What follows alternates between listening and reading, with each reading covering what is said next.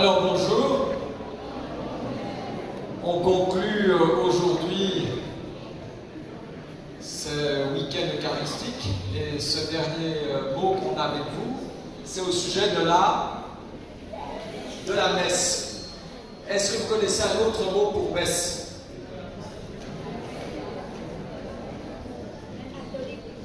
La messe est catholique, mais sinon un autre mot pour la messe elle-même. Eucharistie, j'entends sur ma gauche. C'est vrai. Eucharistie, c'est compliqué, non? Messe, à votre avis, ça vient de quoi? Ça veut dire quoi, messe, en fait? Est-ce qu'il y a quelqu'un qui sait?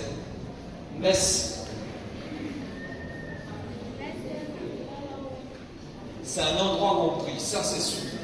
Mais l'origine du mot messe, à votre avis, ça revient d'où?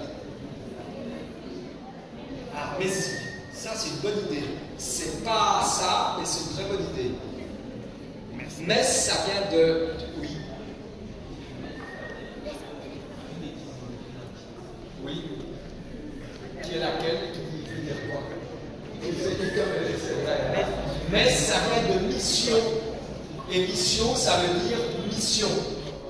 Parce que la messe, à la fin de la messe, qu'est-ce qu'on fait? On vous envoie en mission. Donc la messe, je vais à la messe, c'est un endroit où je vais renouveler mon engagement à la mission. Et Eucharistie alors, ça vient d'un mot de quelle origine? On a dit tout à l'heure que pour messe c'était latin, pour Eucharistie c'est de quelle langue que ça vient? Hein? Latin non plus. Là pas. Là ça vient du grec Eucharistein. Et vous savez ce que ça veut dire? Eucharistie, ça veut dire action de grâce. Parce que quand vous venez à la messe le dimanche, d'accord, c'est pourquoi? C'est pour rendre grâce à Dieu. Vous voyez? Quels sont un des plus grands problèmes de nos vies? C'est qu'on n'est pas assez rempli d'action de grâce, de reconnaissance pour Jésus, pour notre Dieu. C'est ça notre problème. On manque d'action de grâce. On manque à dire merci. Vous savez qu'il y a un groupe chez nous, qui est dirigé d'ailleurs par Marc Nivelle, qui s'appelle les 1000 merci. Pourquoi? Parce qu'aujourd'hui, on a perdu le sens du merci. Pourquoi? Parce que souvent, on n'est jamais content. Et quand on n'est jamais content, qu'est-ce qu'on fait? On demande. Et on demande toujours parce qu'on n'est jamais assez satisfait. On n'en a jamais assez. Donc on ne dit jamais merci. Je veux le bonbon, après le bonbon, je veux un deuxième bonbon, après le deuxième bonbon, je veux un troisième, ou je veux le gâteau, ou je veux le cadeau, ou je veux. Les choses que je veux ne finissent jamais. Et donc j'apprends finalement à ne jamais être content de ce que j'ai, et donc à ne jamais dire merci. Et quand je dis merci, je suis dans l'action de grâce. Et quand je suis dans l'action de grâce, je suis capable de regarder ma vie en voyant tout ce que mes parents, par exemple, déjà ont fait pour moi. Mais là, en l'occurrence, ce que Dieu a déjà fait pour moi dans ma vie. Et que je ne vois jamais, parce que dès qu'on m'a donné, j'ai oublié.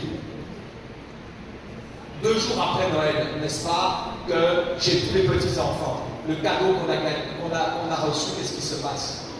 Il est cassé au bout de 2 jours. Peut-être même quelquefois le soir de Noël là, quelqu'un a déjà cassé le cadeau. Donc j'ai oublié le cadeau. Et si 2 ans après on te dit, mais qu'est-ce qu'on t'a fait donner il y a 2 ans à Noël? Tu ne sais même plus.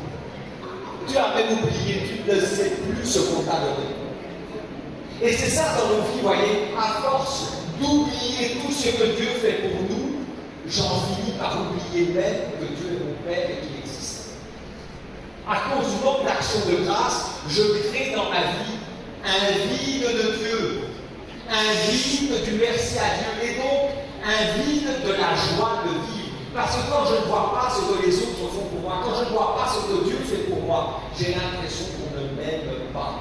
Quand je ne prends pas de la distance pour voir toutes les preuves de l'amour de Dieu ou de l'amour de mes parents pour moi, je ne retiens plus que ce que je désire et que je n'ai pas, au lieu de faire mémoire de ce que j'ai déjà reçu, de ce que je suis, et de la manière dont ceux qui m'entourent font leur possible pour me dire je t'aime à travers les choses qu'ils font pour moi. Mais je ne le vois même plus parce que j'ai tellement d'autres désirs que je vois toujours ce qui me manque.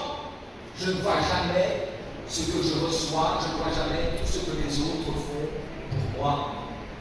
N'est-ce pas? Vous n'êtes pas d'accord, on est comme ça. On est souvent méchants.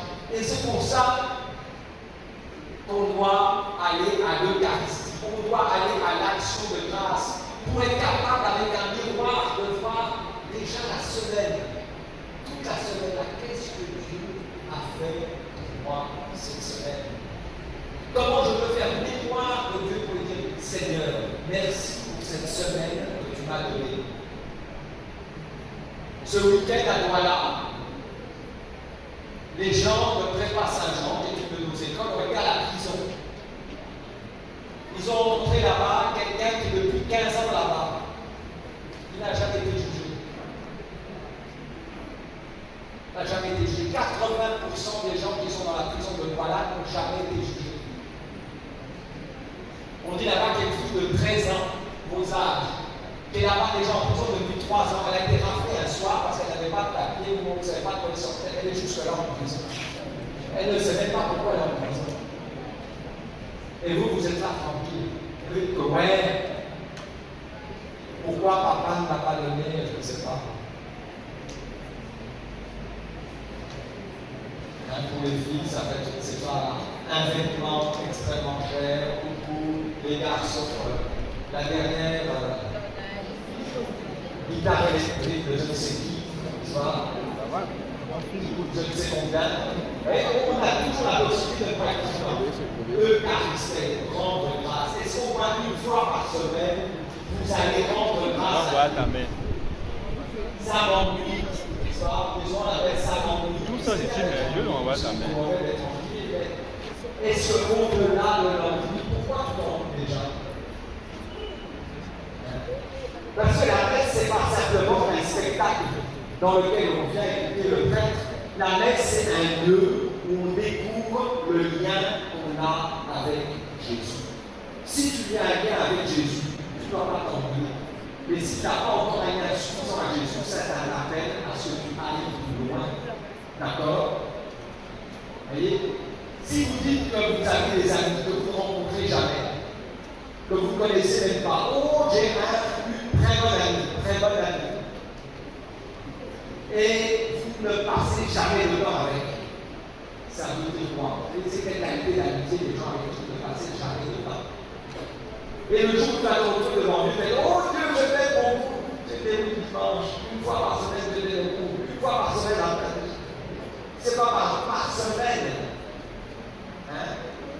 En fait, au paradis, vous aurez un gigantesque téléphone portable qui va vous accueillir. Parce que voilà votre ami, un grand téléphone portable. N'est-ce pas? Parce que ça fait que lui que vous passez le plus de temps. Et quand on veut vous confisquer le téléphone portable, vous ne pleurez plus que si on vous avait arraché la main. De mon téléphone portable. Voilà le paradis à moi. C'est pas. Une Eucharistie, n'est-ce pas? Rendre grâce à Dieu. C'est ça.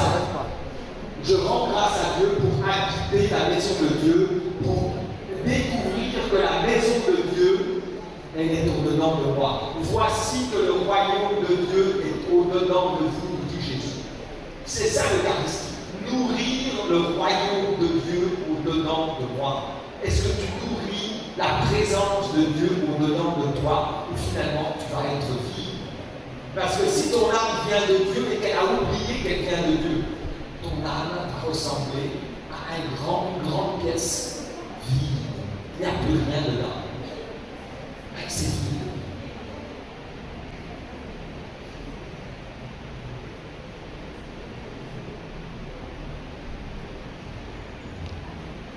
Alors, deuxième point.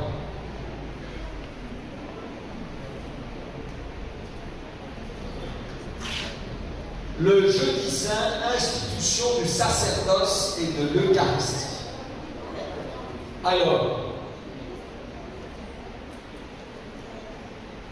Jean, l'institution de l'Eucharistie, c'est Jean, chapitre combien chez Saint Jean? La Sainte Seine. Chez Saint Jean, c'est chapitre quoi? Est-ce que quelqu'un sait? Les lectures de jeudi soir. Eux, il n'y avait pas une main. L'institution de l'Eucharistie, c'est Saint Jean. Chez Saint Jean. Pas chez Saint Jean.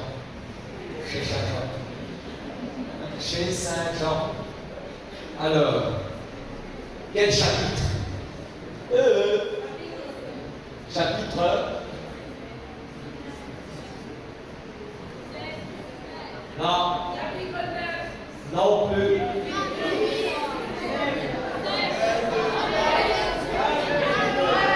Hein? N'entends pas. Chapitre 13. 13. Le chiffre qui porte bonheur. Chapitre 13. C'est facile à retenir, non?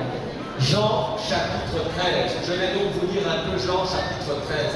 Il y a un autre chapitre très important qu'on va voir tout à l'heure, parce que je suis tous les chapitres.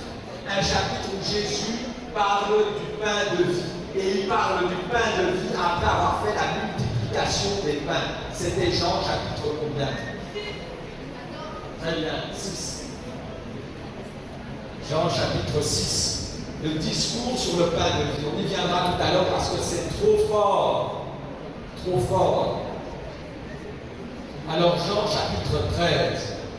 Avant la fête de la Pâque, sachant que l'heure était venue pour lui de passer de ce monde à son Père, Jésus ayant aimé les siens qui étaient dans le monde, les aima jusqu'au bout. Au cours du repas, alors que le diable avait déjà mis dans le cœur de Judas, fils de Simon l'Iscariote, l'intention de le livrer, Jésus, sachant que le Père a tout remis entre ses mains, qu'il est sorti de Dieu et qu'il s'en va vers Dieu, se lève de table, dépose son vêtement, prend un linge qu'il noue à la ceinture, puis il verse de l'eau dans un bassin.